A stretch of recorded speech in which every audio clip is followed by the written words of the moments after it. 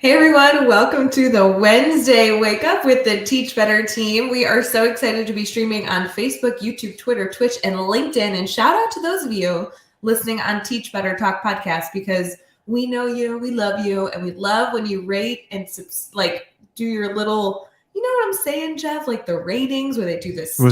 stars. Rating and review? The reviews, yes. I love the reviews. I think the podcast is like the biggest OG of the whole team. So if you're a podcast listener, like extra like pat on the back and high five to you.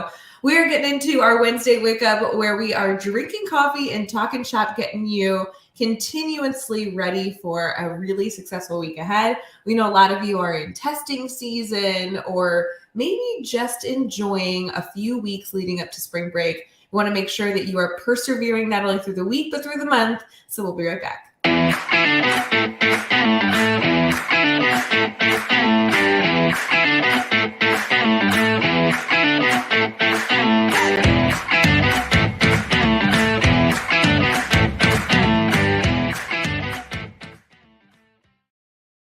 Morning, everyone. We are live for the Wednesday Wake Up with the Teach Better team. Jeff Gargas finally made it to the show. Hi, Jeff. Finally made I wasn't here last week, huh? I know, like you missed 1 week, and I'm like, but I was here the week before without you. So I know, but you weren't here last week. So should we introduce who you are? Because like maybe people don't know because you ditch out all the time. My name's Jeff Gargas, and I am Rae's assistant. Very true. I'd like to note that I really enjoy that when you were talking about the review, you were doing this, which for those of you listening, I'm making like a writing like motion because Rae thinks you use a pencil or pen to write reviews on Apple Podcast. And I just enjoyed that. I knew what you were doing, but I just thought it was funny because that's what we do, right? We're like, when you write a review, even though we know it's this or this. Well, I was going to say, like, then I started to like model the typing and I'm like, no, you're not. You're texting it on your phone and it's okay. It's okay. If you could, if you figured out a way to use a pen or pencil to write your review on a podcast, please let us know. That'd be awesome. No, you can. So you can with an Apple Pencil. Oh God, I was gonna say that and you stole my answer. No, it's because I'm assisting you. I'm your assistant. I'm trying to give you the answers. Guys, I'm in the running for a new assistant. If anyone wants to submit their application, let me know. I think we're ready for naps. No, it's early, Jeff. We're waking up. It's March 15th. We just celebrated Pi Day, and it is 6 a.m. Central, 7 a.m. Eastern, ready for the day. Hey, tomorrow's my dad's birthday. Oh, that's exciting. Congratulations. Have you sent him a gift? Sort of. In May, I am taking him to the PGA Championship. That's golf. Yes, golf. So that counts in case you're curious. Yes, it does. Yeah, so like that's but like I kind of gave it to him a while ago. So wait, I was gonna say, are you gonna be that guy who like gives a gift? Well, I might have something that goes along with that, but it's like not like a big. That's like that's the thing. I'm just saying, don't be that guy where you give a gift in January and then in like September you're like, well, remember in January I gave you that thing. Like I've been reminding him every day. I call him. I'm like, hey, just so you know, I'm taking you to the PGA Championship in May, and he's like, it's November. Mm-hmm. I'm like, yeah, just letting you know. Like on Christmas morning, I'm like, just letting you know. Hey, do you see in the comments that someone said hashtag Team Rae? That's like really OG. If we could keep the drinking down to a minimum this morning, that'd be great. Facebook user, getting a little out of control already. No. Who is that? Because your name's not showing up. I want to know who's gone to the dark side. That is old school, though. That's old school podcast. Yeah, can we talk about where that came from? Because I feel like people have seen like hashtag Team Jeff, hashtag Team Rae, but like that's not really a thing. Anymore? It's love. It comes from Goop. That's who it comes from too, doesn't it? It was Neil that started the whole thing, wasn't it? Okay, wait. First of all, can I just say inappropriately because we're live on the show, Neil, we need to text today and figure out our plan for Sunday because I think we're getting together. Whoa, wait, what? Yeah, so what's happening Sunday? Well, because I'm like in Ohio on Sunday and Monday next week. What are you doing in Ohio? Oh, that's right. You are. Oh, you're actually not going to be. You're going to be fairly, somewhat close to Neil. I know. I'm trying to figure out. Really, but I need Neil to like tell me if I'm close enough where we can hang out. Like that's you're going to be like an hour-ish Am I? Yeah, you're like you're going like way southeast. And Neil's We kind of gotta, more yeah. middle. All I'm You're not saying, far. Neil, You're far. You're close enough, I think. Where if we met in the middle, yeah, well, and because you're flying in and out of Columbus, I believe. So I think so too. you'll That's why be I mentioned yeah. it. So you'll be close that in that sense, like when you're coming in and out. So you could probably make Yeah. something happen. So anyway, I'm Yeah. telling Neil if we, because I obviously this show doesn't matter. I'm using this as my reminder to-do list. So hey, Neil, we got a text. I don't know what you were talking about beforehand, but I'm so We glad that I remembered we to tell Neil. we came live this morning to tell Neil Gupta to make sure to text Ray. That Yeah, was our exactly. reason. But if any of the rest of you want to text me, feel free. Morning messages, hello, questions. My cell phone is 847-721-5503. That's the level of stalker that Ray is at now, is where she can't get you to text her. We'll just go live until you jump in accidentally in the comments, and then we'll yell at you to text her. So that's where we're at. It's true. Is that really stalking though? I feel like that's just using my resources. It's not like, if you think about it, actually, like he's watching us from a nameless, faceless viewer profile on our comment. I think he's stalking. Are you telling us that Dr. Neil Gupta is being a stalker right now, being creepy? Because that's just not appropriate. We have a lot of people in the stream that are then being creepy, according to the Teach Better family. It's a problem that Neil and I have discussed, but he doesn't seem to be getting. No, I'm just joking. Shame on you, Jeff. He's the coolest guy in the world. Yeah. For those of you who don't know Dr. Neil Gupta, he's legitimately not only a really awesome person I'm excited to hang out with, but a part of our speakers network, a phenomenal educator, educational leader, doing incredible things. I feel like every day he picks up a new project to like change the face of education. So you can find all of his details and how to connect with him over at teachbetter.com/speakers network. He's also the co-founder of Gupta Bourbon. Oh yeah. It's a bourbon company he and I are starting. Mm-hmm. Yeah. So I think it was Neil back when the Teach Better podcast was just getting going. I think it was. I could be wrong, but I believe like it was Neil that said something and led us down the path of wanting to like that we needed a team. Yeah, so let's clarify. Ray, we had the and so, somehow we got into where you had to choose. Hold on. Which was always awkward. We have to start way farther back. Guys, Jeff and I hosted Teach Better Talk podcast, and that was like what we did. Like we didn't go live every day. Like the Teach Better team looked totally different. We were live on occasion for different things, but typically just for mastery chat recaps at that point. Right. But like the thing we did, the thing the Teach Better team did was host a podcast.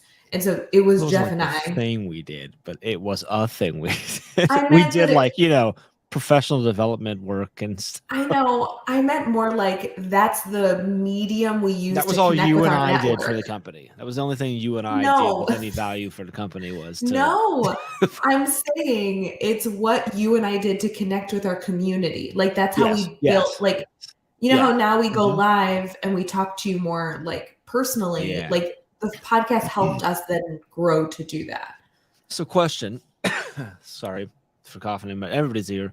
When we did the podcast and we would interview people, we would typically do that all on Monday nights for about 3 hours, 2 to 3 hours, depending on the night. Almost always 2 hours, a lot of times 3. It was a lot.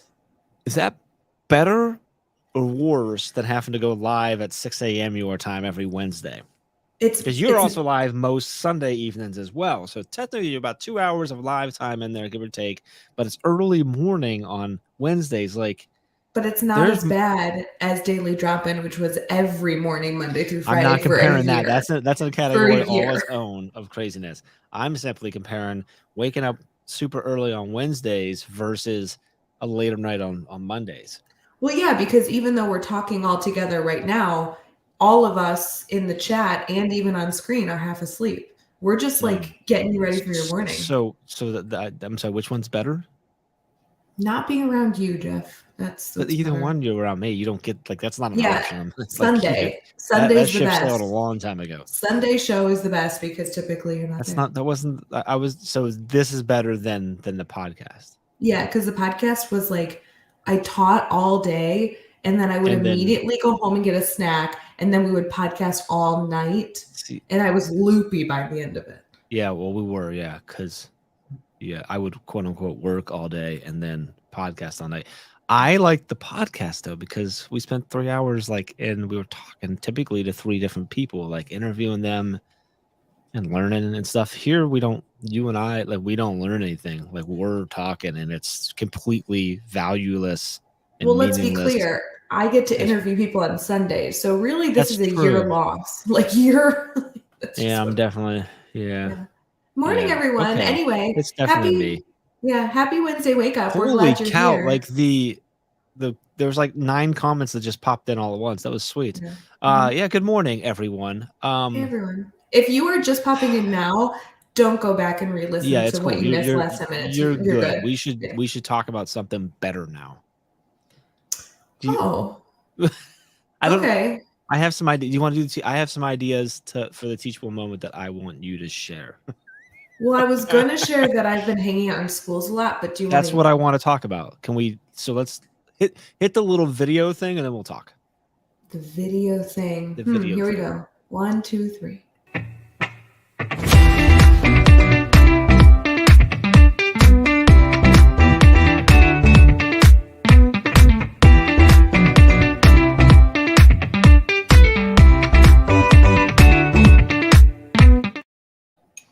I know you're supposed to jump in. No, Hold on. You did not Hold just on. stop me. Hold on. You just do. Here's the deal. I have a thing I don't want to forget. I have a challenge for our community. Okay. I got it. Okay. Go ahead. Welcome back to the Wednesday Wake Up with Teach Better Team. We're live on Facebook, YouTube, Twitter, Twitch, and LinkedIn. And normally I'd be a little more excited right now, but Rae stole my thunder, so you get the light rain instead of the thunderous voice. Do you want me to play the commercial again? So you no, feel like it's too late. You already ruined it. It's fine. Sorry. Remember when you said it was my loss? This is you are. Yeah. I just want to be clear. Do people in the comments really care that I interrupted you? Like, guys, if you're live with us, give us a thumbs up or thumbs down. Like, this is a Jeff thing. I'm pretty sure it's thumbs up. I'm pretty sure at this point, anyone who's ever been to anything where Jeff and Rae are at before, just assume like that's going to happen one way or the other. One of us is going to ruin it for the other one. Anyway, one of the things that we attempt to do on Wednesdays is have some sort of teachable moment, something where we can share some sort of value, or we try to. And so that's what we're going to do now. You mentioned that you've been in school. You've been in a lot of schools recently.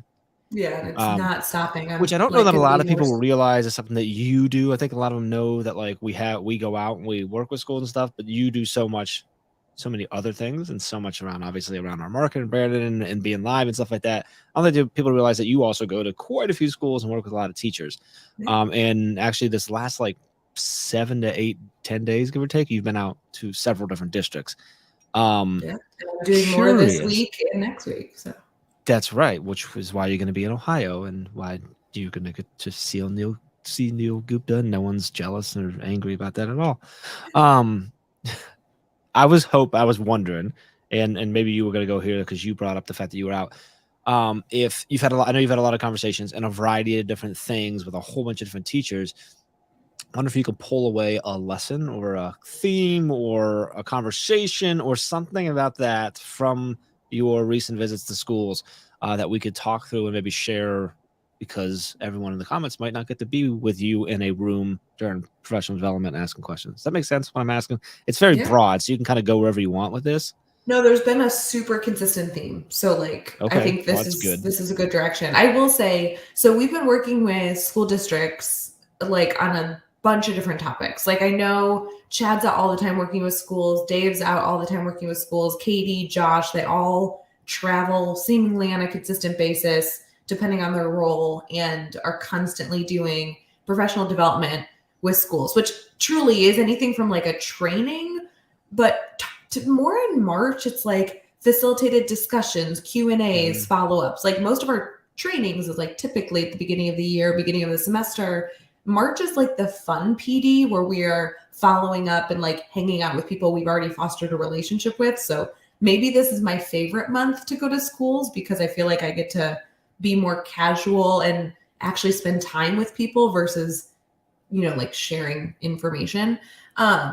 But anyway, it's been on a bunch of stuff. The PD that I've been able to do over the last 10 days has been grid method assessment, standard-based grading work, identifying power standards. We talked about classroom management, and engagement is another one I'm doing coming up. So there's just a lot of big buckets we've been able to dive into. And I think it's interesting because regardless of what the PD's been the last few days, and I'm predicting when I'm in a school on Friday and in another school on Monday, it'll be the same thing, is educators coming to me to brainstorm with a number of different problems and being frustrated and not feeling like there's a solution to the problems they have because they're looking for one solution. And I don't want to dismiss the fact that we should always try and be effective and efficient with the solutions we come up with. But I think sometimes we need a reminder that solving the behavior problems or concerns we might have in our classroom looks like a really, really, really big undertaking. And there's a few educators I've talked to recently, a number of educators who are like, well, until I find the one solution that fixes all these problems, I feel stuck and I can't do anything. And I think a little bit of a check-in with each other to give ourselves the reminder that there isn't a one fix to the problems you're having with a student, with your lesson planning, with a parent, or with the stress of being a teacher. And so our suggestion, which I think has helped a lot with relieving the stress on educators' shoulders, is being okay with the fact that there's not one solution. So let's identify the one problem you want to solve, only one, work to get to the core of what the problem truly is. What are we trying to solve? Finding a solution to only that, having the expectation that that's the only thing we're looking at solving, implementing it, and then taking on the next hurdle. And I know that sounds almost like slow, like why can't there just be an easy fix? But there's not an easy fix. So we're just going to keep creating that stress and carrying that stress with us, versus if we chip away, day to day, hour by hour at these concerns, then it does have a massive impact. So sorry I spoke to that a lot, but that has been consistent, universal, and everyone I've spoken to. Yeah, I think if there was an easy, this is so cliche, but if there was an easy fix, then it would be an easy job. Well, and if there was an easy fix, we would be sharing it with you. You would already have the solution, and that's what I kept saying to these educators. I'm like, no matter who I'm working with, I'm like, you are a strong educator. You have stayed in this role, whether you're brand new this year or you've been in the field for 20 years. It's March. Like, you have a lot of information. You know what you're doing. You need to feel confident in yourself. If there was an easy fix, you would have already solved it. I promise you. Like, maybe not in August because we need to learn about our kids or XYZ. It's March. If there was an easy solution, you would have already solved it. So it's okay that now you need a brainstorm buddy or to take it a little bit smaller, because if it was easy, it wouldn't be a problem right at this moment. Is there a chance that in our pursuit of the one fix to fix all my problems, that I'm potentially overlooking or running past whatever, some of those simple fixes that might actually be easy fixes to some problems? 100%. And that's actually the concern I'm finding is when for example, I was working with a math group and they were like, we need assessment work because our students aren't passing their assessments. And I'm like, okay, so let's identify standards, break down targets, and design really rigorous, strong, standard aligned assessments. And then it was like, well, the students aren't in the classroom anyway to take the assessments. And I'm like, okay, so that also is a problem, but designing really good assessments isn't going to fix them coming to class. So if you design really strong assessments, then when they are there, you'll be able to help them and evaluate them and give them really good feedback, which is a huge plus. And that might, in some way, allow them to feel more confident and eager to come to your class. Like, maybe there's a minute element of designing strong assessments that are aligned to standards that might help with student attendance. But the reality is those are two completely separate problems, both of which should be problem solved, have solutions, we have ideas, but we don't want to create this expectation that by doing one thing, we're solving everything, and then we're disappointed when it doesn't happen. Versus a solution to attendance could be a completely different thing. And now students come to your classroom, you still don't have strong aligned assessments. Yeah. But again, different solutions. Yeah. And to your point, like creating the strong aligned assessments might not and probably won't solve the attendance problem. But for us to go, well, we still have the attendance problem, so let's throw out all the work we did or not take on the problem of aligning our assessments. Now, when they, like you said, when they get to class, now you still have that problem. So if you solve that one problem, set it aside, it's solved. Now go on to the next one. Okay, great. Well, and to be honest, I don't mind which one you solve first. And I think the other reality is sometimes we need permission to start with the problem that we feel most confident with. Half the teachers we talk to will be like, I want to solve the assessment problem. The other half will be like, I can't look at standards. Can we please talk about attendance? Because that idea seems overwhelming. And the answer is yes to whatever one you want. Like, start with the easiest problem that causes the least amount of stress and anxiety for you, which I do believe is a personal preference. Give yourself permission to not tackle the big elephant and just slowly chip away at the process. I was thinking about this, Jeff, when we were brainstorming what we were going to talk about today. One of the things I wanted to talk about was my to-do list and like how I'm organizing it to be really efficient, because I just talked about that on Instagram. And I am really struggling because like no matter how I organize my to-do list, I'm always intimidated by it. So I've been organizing it by logistical and creative tasks. I've been numbering it. I've been rewriting it every day. I've not been rewriting it every day. Like no matter what I do, I'm intimidated by the list. And the reality is like the things on the list actually aren't that hard, but because there's so many, I like don't want to start. Like the stress is actually in getting started, not in the work that has to be done. Like it's not that hard to send an email, but when an email is one of 19 things I have to do before 7 a.m., I can't even write the email because I'm intimidated by it.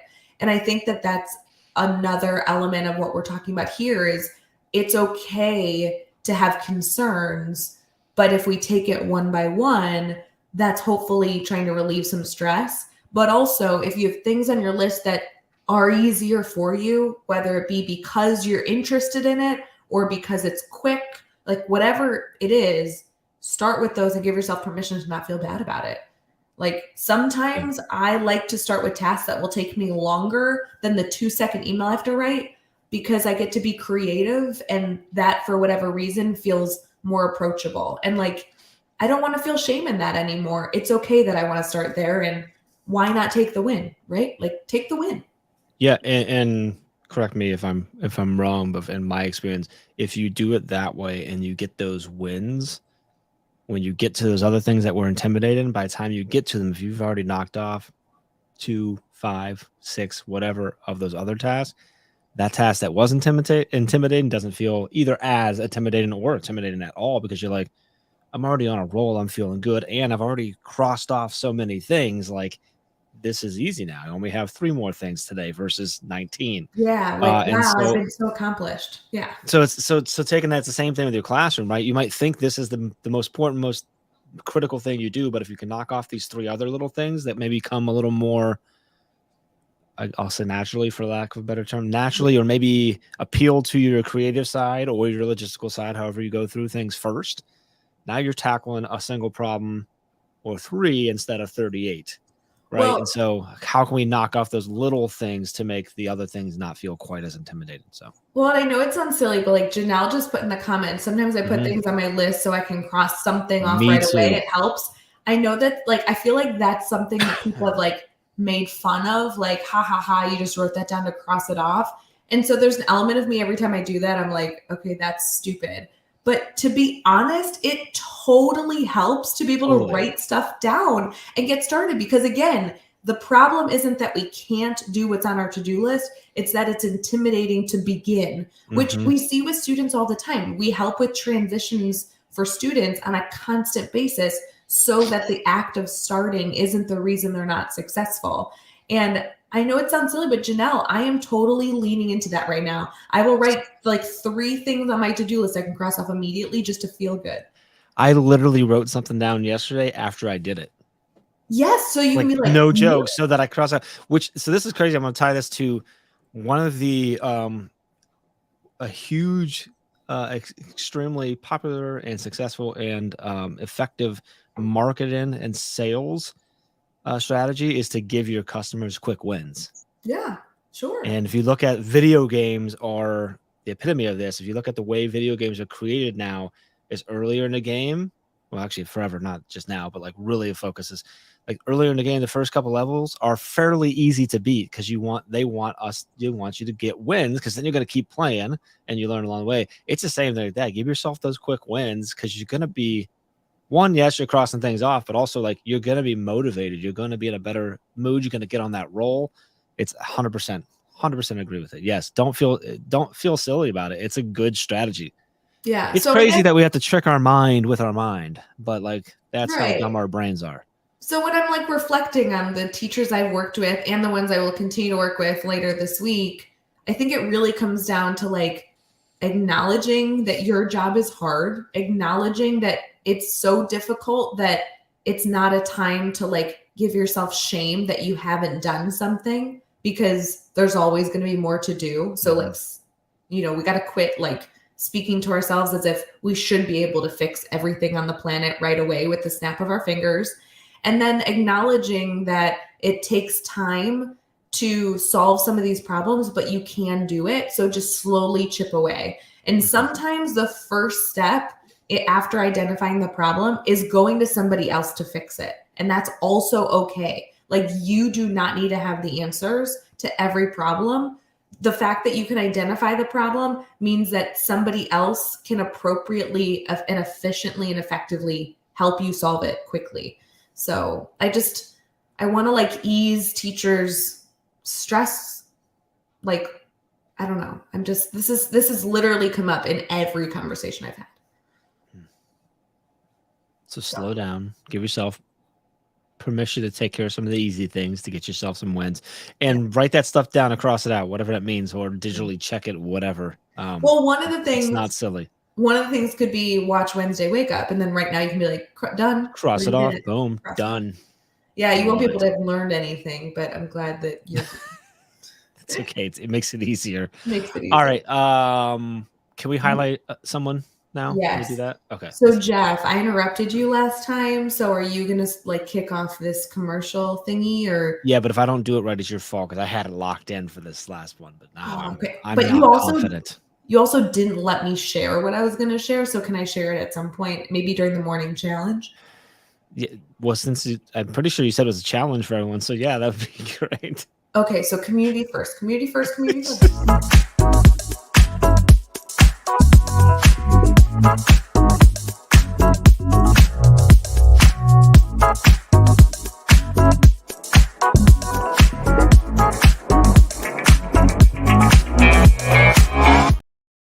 Okay, welcome back to your Wednesday Wake Up with the Teach Better team. We are still live on Facebook, YouTube, Twitter, Twitch, and LinkedIn.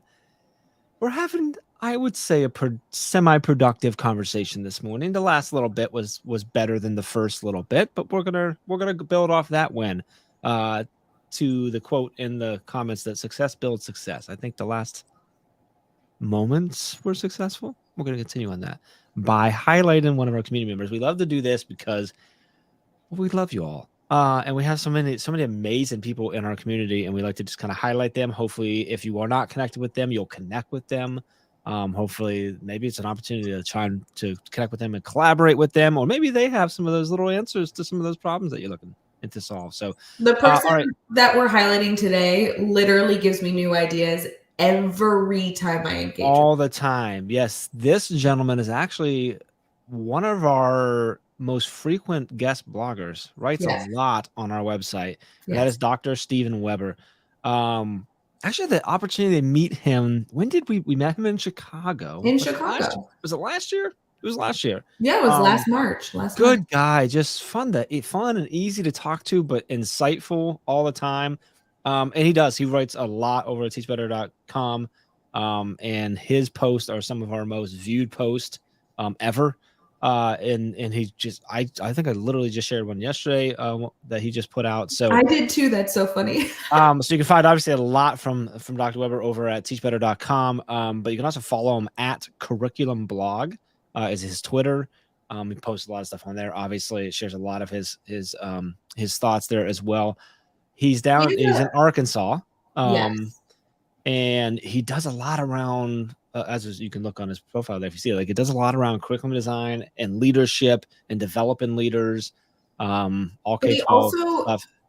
In his blogs, he has a good mix of like the strategy of like 4 quick tips or 3 quick tips. Like he does really structure his blog so they're easy to read. And on the flip side, he uses a ton of research. So I always feel like I have resources following if I'm interested in exploring more. So I love the way he structures his writing. Yeah. You know how we've been talking the last time we talked about how you're not going to find that one thing to solve all your problems. Dr. Weber may be the one thing you need.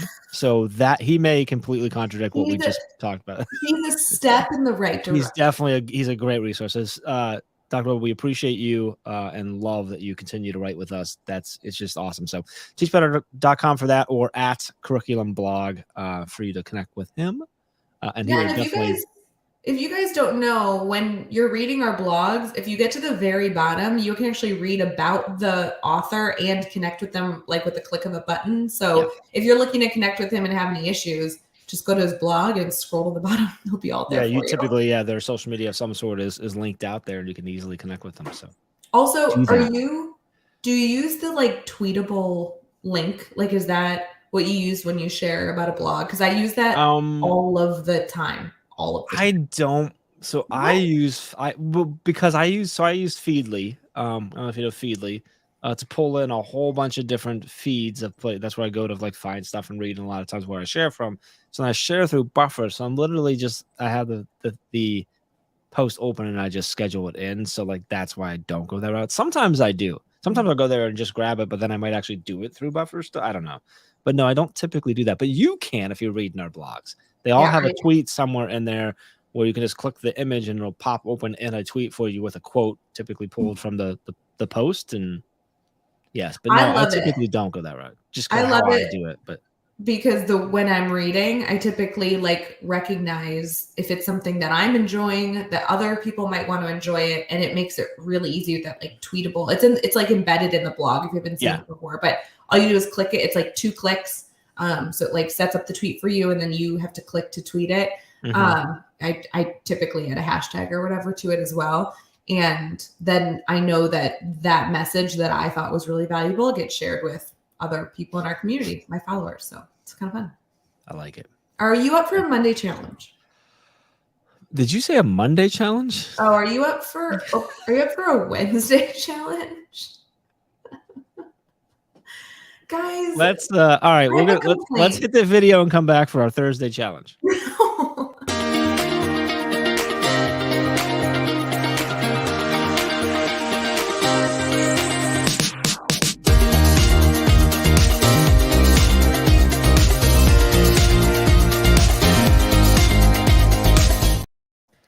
Hey everyone, welcome we are back. Stop! No, we're here for our Friday Fun Day live stream. I hate you.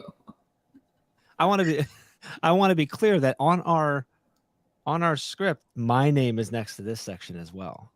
I'm supposed to bring us back into our Friday Fun Day live stream. No, it's Wednesday. We're about to go through our Saturday challenge for you to get through the rest of your weekend. It's Wednesday. So anyway, I wanted to make sure to say Happy Pi Day. Tuesday's a great day.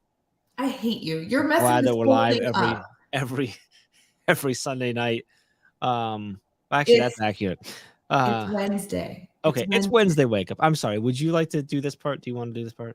Go ahead. Here's the thing. You know how as a teacher, but also in everyday life, you have a place where you look to see like what time it is, right? So for me, right this moment on this live stream, it's the top of my computer, the top corner. And what I don't like about March is I keep seeing the M, like it says Wednesday, March 15th, 6:34 a.m. because I'm Central Time. And I keep scrolling quickly, like with my eyes, and I keep seeing the M. Monday. I keep thinking it's Monday. I did this all day yesterday in meetings where I'd be in meetings and I'm like, wait, I thought it was Tuesday. And I'd be like, oh, it's Monday today. And I'm like, no, it is Where are Tuesday. you seeing this? Like the top corner of my computer. Oh, see, so you, I don't, I think I might be weird that I do this. I always have like whatever I'm on, like I have it in full screen mode and so it hides that. Oh no, mine. I like to look because, well, the show is timed typically where we use the time to figure out how long we've been talking about certain segments. So I want the time, but next to the time it says Wed Mar 15.